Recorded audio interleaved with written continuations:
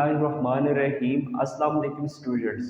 आज हम first year physics का चैप्टर नंबर 4 स्टार्ट करेंगे और इस चैप्टर का नाम वर्क एंड एनर्जी है और इसका पहला topic work done by the constant force है। तो टॉपिक स्टार्ट करने से पहले हमें वर्क और फोर्स के बारे में पता होना चाहिए। इस चैप्टर के अंदर मतलब कौन सी फोर्स होगी और कौन सा वर्क होगा। तो सबसे पहले हमें बेसिक्स इंफॉर्मेशंस का पता होना चाहिए। तो वर्क की हमारे पास इस चैप्टर के अंदर दो टाइप्स होंगी, एक हमारे पास साइंटिफिक और दूसरा हमारे पास है नॉन साइंटिफिक वर्क। जबकि हमारे पास फोर्स की दो टाइप्स होती हैं, एक कांस्टेंट फोर्स और दूसरा नॉन कांस्टेंट फोर्स। तो सबसे पहले फोर्स के बारे में आप जानते हैं, फोर्स वो फोर्स होती है जिसमें मैग्नीट्यूड और डायरेक्शन कांस्टेंट होती है। जिसमें मैग्नीट्यूड और डायरेक्शन कांस्टेंट हो तो उसे हम कांस्टेंट फोर्स कहते हैं। जबकि नॉन कांस्टेंट फोर्स या आप इसको वेरिएबल फोर्स भी कहते हैं। तो नॉन कांस्टेंट फोर्स क्या होगी, जिसमें मैग्नीट्यूड और डायरेक्शन चेंज होती हो, उसे हम नॉन कांस्टेंट फोर्स कहते हैं। तो इस चैप्टर के अंदर ये दोनों फोर्स डिस्कस होंगी, एक कांस्टेंट फोर्स और दूसरा नॉन कांस्टेंट फोर्स। और इसी तरह वर्क में हमारे पास साइंटिफिक और दूसरा नॉन साइंटिफिक। इसको मैं एक एग्जांपल के ज़रिए से समझाता हूँ। फर्ज करें एक स्टूडेंट लैपटॉप पर बैठकर 6 घंटे अपना वर्क करता है। जब वो फिजिस्ट के पास जाता है तो वो ये स्टेटमेंट देता है कि मैंने 6 घंटे आज लैपटॉप पर काम किया। लेकिन फिजिस्ट जो होता है उसकी स्टेटमेंट ये होगी कि आपने आज काम नहीं किया। उसके मुताबिक वर्क वो होता है जिसमें फोर्स और डिस्प्लेसमेंट कवर होगा। अब स्टूडेंट्स ये पूछता है उस फिजिस्ट से, तो मेरा वर्क कौन सा होगा? तो वो फिजिस्ट बताता है आपका वर्क नॉन साइंटिफिक वर्क कहलाएगा, जबकि फोर्स और डिस्प्लेसमेंट वाला, जबकि मेरी स्टेटमेंट वाला वर्क वो साइंटिफिक वर्क कहलाता है। तो इसी तरह इस चैप्टर के अंदर हम सिर्फ और सिर्फ साइंटिफिक वर्क के बारे में ही पढ़ेंगे। तो सबसे पहले हमारे पास वर्क। तो वर्क क्या होता है? अगर किसी ऑब्जेक्ट पर फोर्स लगती है और वो ऑब्जेक्ट फोर्स की डायरेक्शन में मूव करना स्टार्ट कर दे, मींस कि वो डिस्प्लेसमेंट फोर्स की डायरेक्शन में मूव करे, तो उसे हम वर्क कहते हैं। लेकिन एक डेफिनेशन ये भी है कि the product of the magnitude of the displacement and magnitude of the force. मतलब ये है कि डिस्प्लेसमेंट के मैग्नीट्यूड और फोर्स के मैग्नीट्यूड का जो प्रोडक्ट होता है और जो डिस्प्लेसमेंट की डायरेक्शन होगी वो फोर्स की डायरेक्शन में ही होनी चाहिए, तो उसे हम वर्क कहते हैं। दोबारा सुन लें कि डिस्प्लेसमेंट के मैग्नीट्यूड और फोर्स के मैग्नीट्यूड को जब हम प्रोडक्ट लेंगे, डिस्प्लेसमेंट की डायरेक्शन फोर्स की डायरेक्शन में ही होनी चाहिए, तब हमारा वर्क होगा। तो इसका मैथमेटिकली ये है, work is equal to force और डिस्प्लेसमेंट। और वर्क को हम W से और फोर्स को F से और डिस्प्लेसमेंट को D से डिनोट करते हैं। अब मैं इन तमाम बातों को एक एग्जांपल के ज़रिए से समझाता हूँ। फ़र्ज़ करें हमारे पास एक सरफेस है और उस सरफेस के ऊपर एक मास पड़ा है। जब मैं इस पर हॉरिजॉन्टल एक्सटर्नल फोर्स अप्लाई करता हूँ तो ये फोर्स की डायरेक्शन में डिस्प्लेसमेंट कवर करना शुरू कर देगा। मींस कि ये मास जो होगा वो मूव करेगा फोर्स की डायरेक्शन में। तो इन दोनों का जो प्रोडक्ट होगा, फोर्स और डिस्प्लेसमेंट का जो प्रोडक्ट होगा, वो हमारे पास वर्क कहलाएगा। F और D का जो प्रोडक्ट होता है वो वर्क कहलाता है। इसको हमने इक्वेशन नंबर 1 दे दिया। अब दूसरी एग्जांपल, फर्ज करें हमारे पास एक ये ट्राली है और इस ट्राली पर एक खास एंगल से एक पर्सन फोर्स लगाता है। मींस के कुछ समथिंग एंगल थीटा पर वो फोर्स लगाता है। ना तो ये फोर्स पैरेलल है और ना तो ये फोर्स परपेंडिकुलर है, बल्कि इन दोनों के बिटवीन फोर्स लगाता है किसी खास एंगल थीटे पर, और ये पर्सन इंक्लाइंड फोर्स लगा रहा है। तो इस फोर्स के दो कंपोनेंट बन जाएंगे, यानी ये फोर्स दो कंपोनेंट में स्प्लिट अप हो जाएगी। एक F force F cos of theta और दूसरा एफ साइन ऑफ थीटा। तो हमने फोर्स का वो कंपोनेंट लेना है जिस डायरेक्शन में डिस्प्लेसमेंट कवर होगा, मींस के फोर्स, तो इन दोनों का जो प्रोडक्ट होगा एफ कॉस ऑफ थीटा और डी। तो ये मैंने यहीं पे लिख रखा है कि एफ कॉस, इस फोर्स का जो कंपोनेंट होगा वो एफ कॉस ऑफ थीटा होगा और जो डी है वो हमने ये ले लिया। फोर्स का इस कंपोनेंट की वजह से ये डिस्प्लेसमेंट कवर होगा, मींस कि ये ट्रॉली मूव करेगी आगे की तरफ। तो इसको हम रीअरेंज करते हैं, W is equal to F D cos of theta.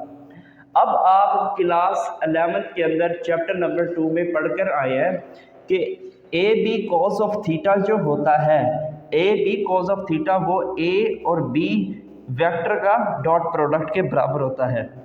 ए और बी दो वेक्टर होते हैं, जब मैं उसका डॉट प्रोडक्ट लूंगा तो A B cos of theta आएगा।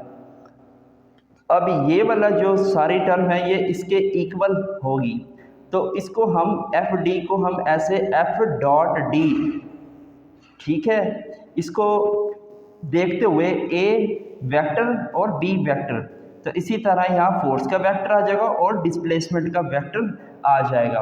अब आप एक बात और याद रखें, दो क्वांटिटी का डॉट प्रोडक्ट का रिजल्ट हमेशा स्केलर ही आएगा। तो एक और डेफिनेशन हमें वर्क की मिल गई कि the dot product of the force and displacement is known as work. Equation 1 और इक्वेशन 2 ये उस वक्त अप्लाई होंगी जब फोर्स क्या होगी, कांस्टेंट होगी। ये वर्क की इक्वेशंस उस वक्त अप्लाई होंगी, मींस के इक्वेशन 1 और इक्वेशन 2 उस वक्त एप्लीकेबल होंगी जब फोर्स कांस्टेंट होगी। तो मैंने आगे यही लिख रखा है 1 and 2 are used when force are constant. तो वो वर्क एक स्केलर क्वांटिटी होता है और इसका एसआई यूनिट जो होता है वो जॉउल होता है, और 1 joule is equal to newton metre के बराबर होता है, और न्यूटन मीटर किसके बराबर होता है, किलोग्राम मीटर स्क्वायर पर सेकंड स्क्वायर। और सीजीएस जो वर्क का यूनिट होता है वो हमारे पास अर्ज होता है, और 1 अर्ज इज इक्वल टू, पेपर का एमसीक्यूज आएगा, 1 अर्ज इज इक्वल टू 10⁻⁻⁷, और इसका दूसरा यूनिट हमारे पास कैलोरीज होता है। अब इसकी जो डायमेंशन होती है वो किलोग्राम की क्या होती है, m, मीटर स्क्वायर का क्या होता है, l स्क्वायर, सेकंड पर स्क्वायर का क्या आ जाएगा, t-2। तो एक्चुअली इसकी डायमेंशन 1, 2 और -2 होगी, ये भी डायमेंशन, लेकिन इसकी जो पावर होती है वो उसकी डायमेंशन होती है। तो 1, 2 और -2 क्या हो जाएगा, इसकी डायमेंशन होती है। अब इसकी हम कंडीशन फिर बात करते हैं। स्टूडेंट्स, हम इसकी कंडीशन को पढ़ते हैं। तो पहली कंडीशन ये है कि वर्क कब ज़ीरो होता है। फ़र्ज़ करेंगे एक स्टूडेंट है और ये एक दीवार के साथ जाकर खड़ा हो जाता है और ये इस दीवार पर कोई फोर्स नहीं लगाता है, तो उस वक्त भी हमारा क्या हो जाएगा, वर्क ज़ीरो हो जाएगा। कैसे ज़ीरो होगा वो मैं एक एग्जांपल से समझाता हूँ। वर्क का फार्मूला आप पढ़कर आए हैं, F is equal to W is equal to F D, ठीक हो गया। अब जब मैं इस फोर्स की वैल्यू ज़ीरो लूँगा और d के साथ मल्टीप्लाई करूँगा तो ज़ीरो आप जिसके साथ भी मल्टीप्लाई करेंगे तो आंसर हमारा ज़ीरो ही आएगा। तो यहाँ पे वर्क क्या आ गया, हमारे पास ज़ीरो आ गया। और इसी तरह जब ये पर्सन इस दीवार पर फोर्स लगाता है तो ये जो दीवार होगी तो ये मूव नहीं करेगी, इसका मतलब ये हुआ कि यहाँ पर डिस्प्लेसमेंट क्या हो गया, ज़ीरो हो गया। फोर्स तो लग रही है लेकिन डिस्प्लेसमेंट हमारे पास ज़ीरो होगा। तो W is equal to F dot D. तो W is equal to force तो लग रही है लेकिन डिस्प्लेसमेंट ज़ीरो है। तो जब मैं ज़ीरो किसी भी फैक्टर के साथ मल्टीप्लाई करता हूँ तो हमारे पास जवाब क्या आएगा, ज़ीरो आएगा। तो इस कंडीशन के अंदर भी हमारा वर्क ज़ीरो आ गया। और तीसरी बात यह है कि वर्क उस वक्त ज़ीरो होगा जब एंगल थीटा हमारे पास 90 डिग्री होगा। अब इसकी एग्जांपल ये है, फर्ज करें हमारे पास एक बाल्टी है, तो जब मैं इस बाल्टी को ऊपर उठाता हूँ तो उस पर मीन्स कि मैंने एक फोर्स लगाई है। अब मैं उस बाल्टी को आगे वेलोसिटी v के साथ मूव करता हूँ, बाल्टी उठाई और मैं वेलोसिटी v के साथ अब मूव करूँगा, तो वेलोसिटी की डायरेक्शन इस साइड पे है, तो डिस्प्लेसमेंट की डायरेक्शन भी इस साइड पे होगी। तो फोर्स और डिस्प्लेसमेंट के बिटवीन एंगल 90 बनेगा। जब मैं इस 90 को पुट करता हूँ इक्वेशन नंबर 2 में, इस इक्वेशंस में F D cos of theta के अंदर, तो W is equal to F dot D cos 90। तो हमारे पास कॉज 90 क्या होता है, 0। तो कॉज 90 0 हो गया, इस फैक्टर का क्या होगा, 0। अब 0 इन दोनों के साथ मल्टीप्लाई होगा तो जवाब हमारे पास 0 आएगा। तो ये हमारे पास वर्क यहाँ पे 0 आ गया। अब वर्क पॉजिटिव कब होता है, जब थीटा हमारे पास मीन्स के एंगल हमारे पास 0 डिग्री हो। जब 0 डिग्री एंगल होगा तो वहाँ पे वर्क हमारा पॉजिटिव मैक्सिमम होता है। इसकी एग्जांपल मैं आपको इससे समझाता हूँ। फर्ज करें हमारे पास ये एक ब्लॉक है या बॉक्स है। अब जब मैं इस पर एक्सटर्नल फोर्स लगाता हूँ तो ये बॉक्स या ब्लॉक डिस्प्लेसमेंट कवर करना शुरू करेगा। अब फोर्स और डिस्प्लेसमेंट की डायरेक्शन क्या होगी, सेम। इसका मतलब ये पैरेलल लग रहा है, फोर्स भी इस डायरेक्शन में और डिस्प्लेसमेंट भी इस डायरेक्शन में कवर होगा, तो डिस्प्लेसमेंट भी इस डायरेक्शन में कवर होगा। तो इन दोनों के बिटवीन जो एंगल होगा वो हमारे पास 0 डिग्री होगा। तो जब मैं इस 0 को इक्वेशन नंबर 2 में पुट करता हूँ थीटे में, तो एफ डी कॉस की जगह मैं 0 डिग्री पुट करता हूँ तो हमारे पास क्या बनेगा, कॉस 0 क्या होता है, 1 के बराबर। Cos 0 is equal to 1। अब जब ये कॉस 0 1, अब 1 जब इन दोनों के साथ मल्टीप्लाई होगा तो F D is equal multiply by 1, तो एफ डी आएगा। अब ये हमारा पॉजिटिव मैक्सिमम वर्क कहलाता है। अब वर्क नेगेटिव कब होगा, जब थीटा हमारे पास 180 डिग्री होगा। अब इस 180 की वैल्यू जब मैं इस थीटे के अंदर पुट करता हूँ तो हमारे पास -1 आता है। cos 180 is equal to -1। अब जब -1 इस एफ डी के साथ मल्टीप्लाई होगा तो वर्क क्या आएगा, वर्क किसके बराबर होगा, W is equal to -F D. तो ये हमारे पास नेगेटिव मैक्सिमम होगा, मीन्स के नेगेटिव में मैक्सिमम होगा वर्क हमारा। अब हम इसकी एक एग्जांपल समझते हैं कि नेगेटिव वर्क कब होता है। तो वर्क डन अगेंस्ट ग्रेविटी, तो इसको मैं एक और एग्जांपल से समझा सकता हूँ। फर्ज करें जब मैं इस पर एक्सटर्नल फोर्स लगाता हूँ, बाल्टी पर मैं अपवर्ड फोर्स लगाता हूँ, तो ये बाल्टी क्या करेगी, डिस्प्लेसमेंट कवर करेगी। लेकिन एक और फोर्स लगती है, वो ग्रेविटी की फोर्स होती है। तो डिस्प्लेसमेंट की डायरेक्शन ऊपर और ग्रेविटी की फोर्स की डायरेक्शन नीचे, तो ये दोनों एक दूसरे के एंटी पैरेलल हैं। तो एंटी पैरेलल के केस के अंदर वर्क हमेशा नेगेटिव मैक्सिमम आता है। तो एक और एग्जांपल ये होगी कि work done due to the friction की वजह से वर्क डन क्या होता है, हमेशा नेगेटिव होता है। अब एक और इम्पोर्टेंट क्वेश्चन ये है कि भाई सेंट्रीपिटल फोर्स के अंदर वर्क डन क्या होगा। ये इंपॉर्टेंट एमसीक्यूज भी है, कई दफ़ा बोर्ड्स के अंदर भी आया। Work done by the centripetal force is equal to the, तो ये हम इसका आंसर 0। भाई कैसे 0, फर्ज करें एक ऑब्जेक्ट सर्कल के अंदर मूव करता है तो उस पर सेंट्रीपिटल फोर्स लगती है, जो centripetal force towards the mean position लगती है।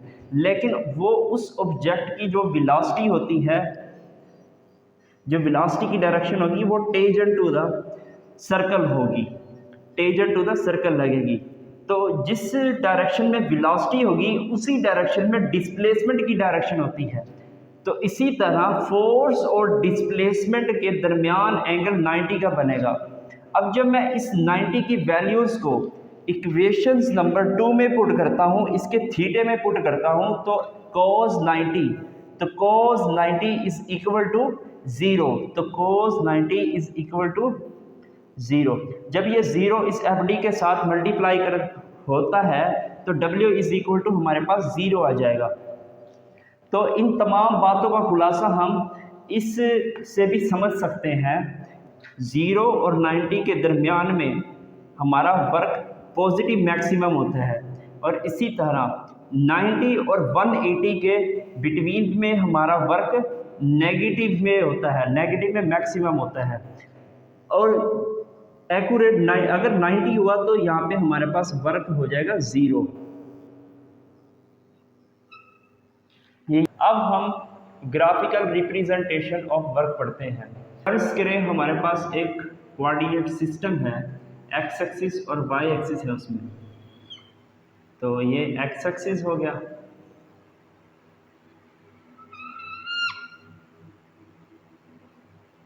और ये वाई एक्सिस है। हम एक्स एक्सिस पे डिस्प्लेसमेंट और वाई एक्सिस पे फोर्स लेते हैं। अब हमारी फोर्स तो कांस्टेंट है, तो ये कांस्टेंट फोर्स आ गई, और ये इस एक्स एक्सिस के पैरेलल है, हॉरिजॉन्टल लाइन है। हॉरिजॉन्टल लाइन से हमने फोर्स को डिनोट कर दिया, और ये इस एक्सिस के पैरेलल आ गया। अब हम प्रोजेक्शन ड्रा करेंगे एक्स एक्सिस पर। अब जो एक शक्ल हमारे पास आएगी, ये शक्ल रेक्टेंगल की होगी, और इसका जो एरिया होगा वो क्या किसके बराबर होता है, area of rectangle.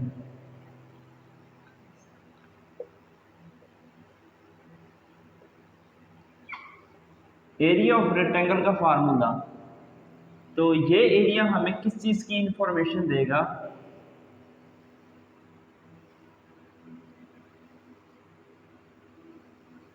Area of rectangle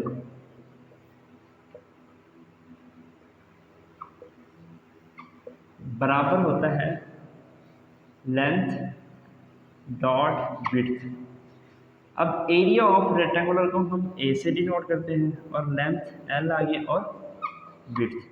अब एल हमारे पास लेंथ, तो लेंथ किसके बराबर होगी, फोर्स के, और विड्थ ये हमारे पास लेंथ आ गई, और ये विड्थ होगी, और विड्थ हमारे पास डी। तो एफ और डी, तो एफ और डी किसके बराबर है, डब्ल्यू के। तो हमारे पास ये डब्ल्यू के बराबर आ जाएगा area F dot D.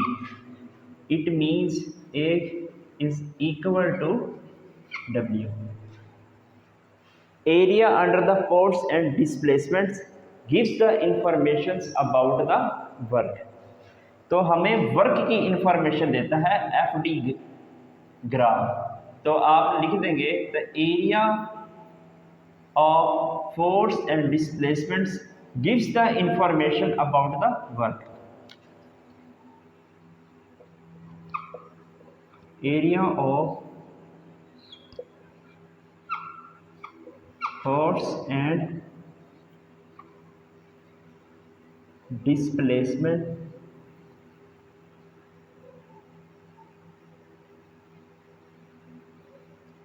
give information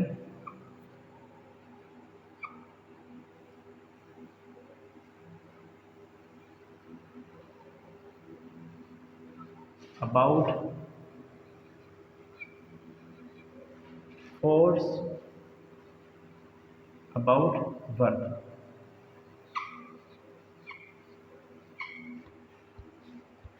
Thank you.